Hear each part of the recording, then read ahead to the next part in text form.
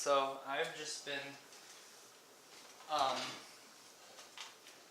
busy with the Selectric. It's been out of commission for a few days. I was typing with it, and the ribbon stopped. The ribbon stopped printing that was in it, the cartridge. So this is the old ribbon here, and excuse me, this is a high yield IBM correctable film ribbon, and I thought this machine had been serviced or worked on more recently than the date on this ribbon. So the date on this ribbon is 3/4/87. So let's see if I can get this in the camera here. 3/4/87 is the used prior to date on this cartridge that came with the machine. And it could be just that the owner of this machine just had old stock cartridges, or maybe just bought an old stock cartridge online. That, you know, it could just be old stock. Maybe it was serviced more recently, or because the reason I'm wondering is because a lot of these machines I've heard,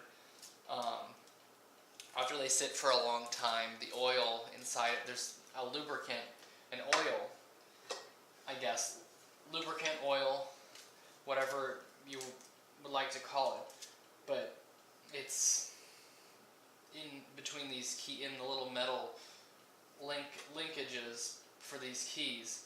There's a lubricant. So anyway, after it sits for a long time, you know, it gums up and gets all, just makes the keys stick. That's why a lot of these that I see for sale, the keys are sticking, or there's a problem like that with the machine.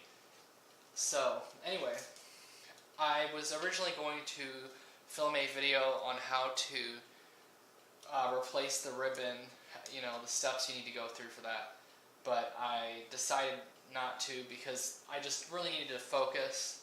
I just wanted to get the ribbon in there. I needed to focus when I was doing it, so a video I think would just kind of distract me, and I'd be more focused on making the video instead of the task at hand. Phoenix Typewriter.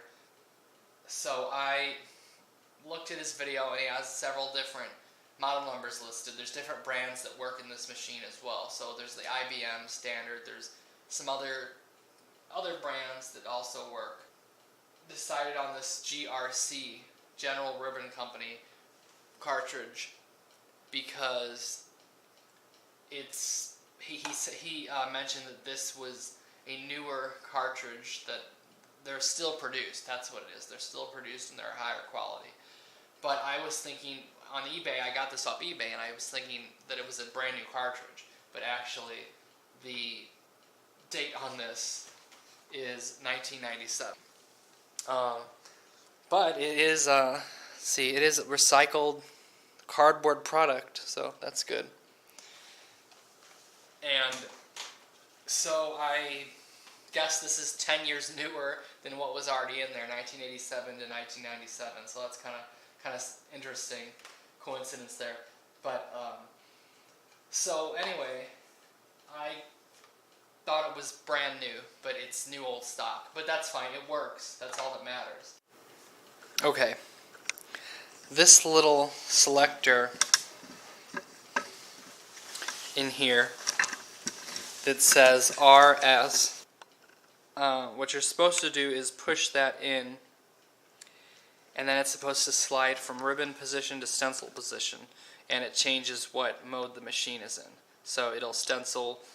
When I used to do stenciling, I don't really understand how, you know, understand what the purpose of that really was, but what kind of stencils you'd be making. But anyway, this little button here, you're supposed to be able to press this in, and then it slides back and forth. I'm not going to do it on this one, but what happened was I pushed in on that button, and I pushed way too hard, I guess. I didn't think I was pushing that hard at the time, but this was when I was just going over some of the features, when I was just looking inside of there when I was changing the ribbon. And so that little switch, let's see, that little switch is now just kind of sitting in there. It's not, let's see if I can get some better light on this. But that little switch is just kind of now dangling inside of there. It's not really, you can't see, it's just kind of sliding back and forth here. And it doesn't do anything. But what happened was, it just, I guess the linkage broke for that switch when I was pushing on it. And actually felt inside, back inside of here, if you stick your finger through the mechanism, under the cartridge actually right here. There's a little mechanism that you can feel going back and forth, and you can actually see the gear. If you take this cartridge out, you can see the little gear moving back and forth, trying to change from stencil to ribbon option. And I guess I just pressed too hard and it broke, but I was worried that and this happened when I was taking the old ribbon out, and I was worried that it was stuck in stencil position, so I wouldn't be able to get anything out of it. I wouldn't be able to, it would just be stuck, and you know, you can't, stenciling option doesn't print on the page. It just makes kind of an indentation on the page. But I was worried, oh no, did I just ruin this machine that isn't perfectly good working condition? But I got the new ribbon today, this GRC one. I got this one today and put it in, and it is working very well. But I was kind of skeptical at first because it's such an old, I've heard that these dry up after a while, but it's working, and that's all that matters. So, and I didn't damage I didn't ruin the machine. I did break that little lever, but you're not going to use stenciling anymore. No one uses stenciling anymore, at least on these typewriters. Most people don't use typewriters anymore. But I'm glad that I did not break that. Okay, here's just a different angle of the type ball, or the golf ball, as some people call it.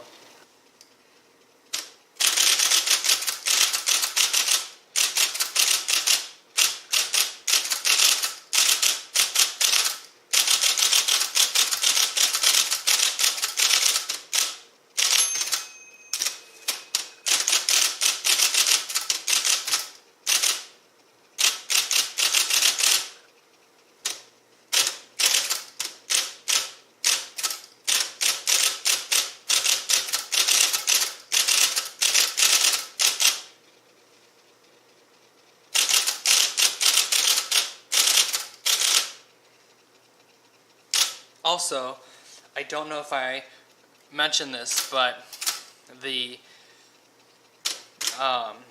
Selectric here that I have, I looked up my serial number, and on a website, I'll include that link in the description, but it was made in 1974 through 1976 according to that website that I used. Also, there's in the case down here, in the metal part of the machine case, not the plastic case, or not the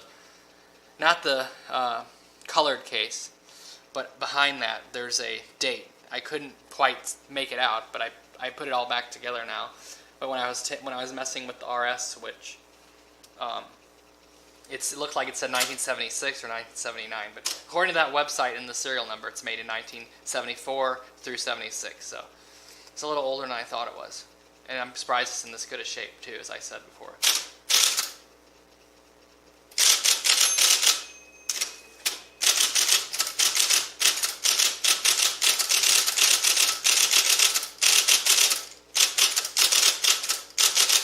Oops, that's supposed to be FF.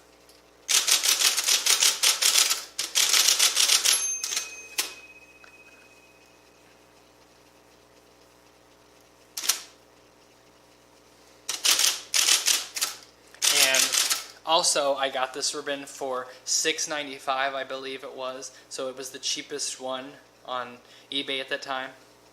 That's with free shipping, I believe.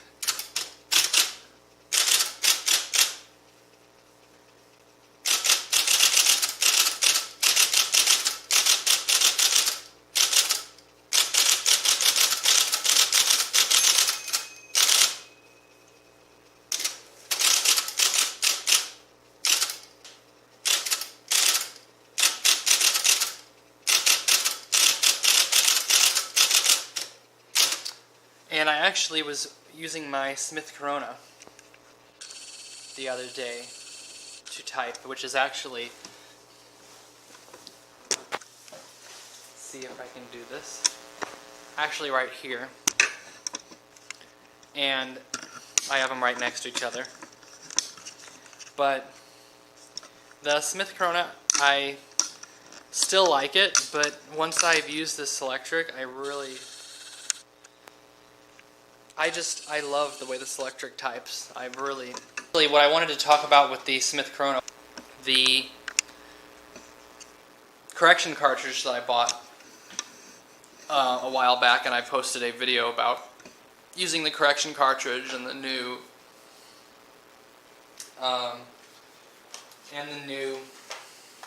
ribbon cartridge, the black cartridge in this package here, this set that I bought on eBay.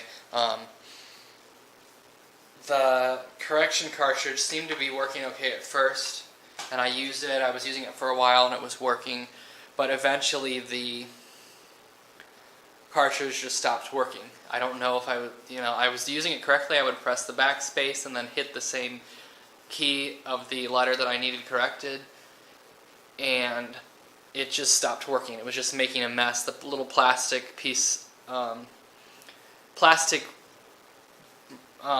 white plastic ribbon piece that's supposed to correct just was kind of flaking off when it was supposed to be correcting.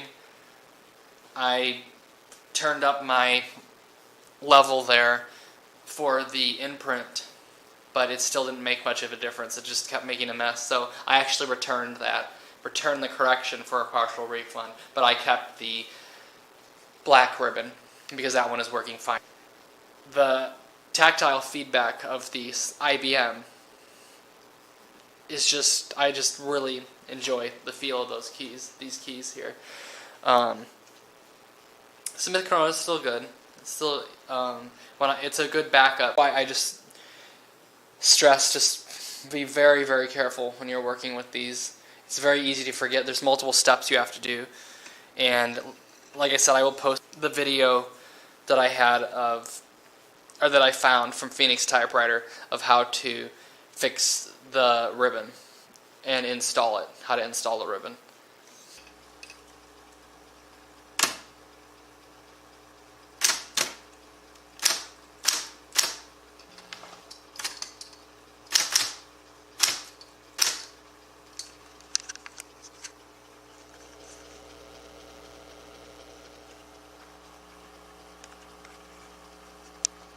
These are actually pretty expensive also, the cartridges for the Coronet 12, Super 12. I originally found a pack of 4 IBM OEM cartridges. It had 4 of these new old stock cartridges for like $27 or something like that. And I was considering buying that until I saw Phoenix Typewriter's video where he was saying, a lot of the old ribbons dry up. I just wonder what the story was with this machine. It's just odd to me that it works so well and it has a ribbon in there from 1987. Because usually, like I said, they're sitting that long and they gum up and get jammed and stuff doesn't work right, so it might just be an old stock ribbon someone had for it. I think the Selectric has to be my favorite typewriter I've ever used. I have been collecting typewriters since I was in middle school, and the first typewriter I got, I guess, was the Smith Corona Secretarial 88 manual typewriter. And It was in great shape. It had green keys with a brown metal body, and just a neat looking machine. And then I bought another typewriter, a Smith Corona, with the Spellwright dictionary, and I really like that one because it's electronic, so it's more like a computer, and it corrects for you. I think that's the big downside of manual typewriters. At least to me, it's a huge downside, is not having that correction feature. And here's a little bit better view of that earring that I found in there. I didn't get that good of a view of it in the video before. It was kind of blurry when I reviewed the video.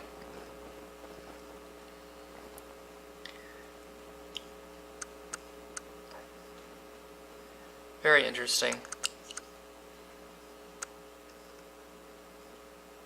I guess that was a little bonus of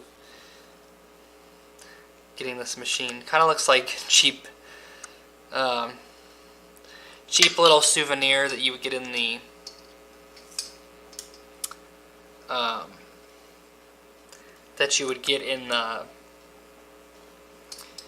vending machine, the little twist vending machines. You put a quarter in and it gives you the little ring or whatever, like at kids' places. I remember those from when I was little. You would get those little prizes or tokens or whatever, and then it would give you the little ring or little toy dispenser. But it kind of looks like that. Maybe whoever lost this earring will watch this video and and want to get it back, or they'll know what happened to it, I guess.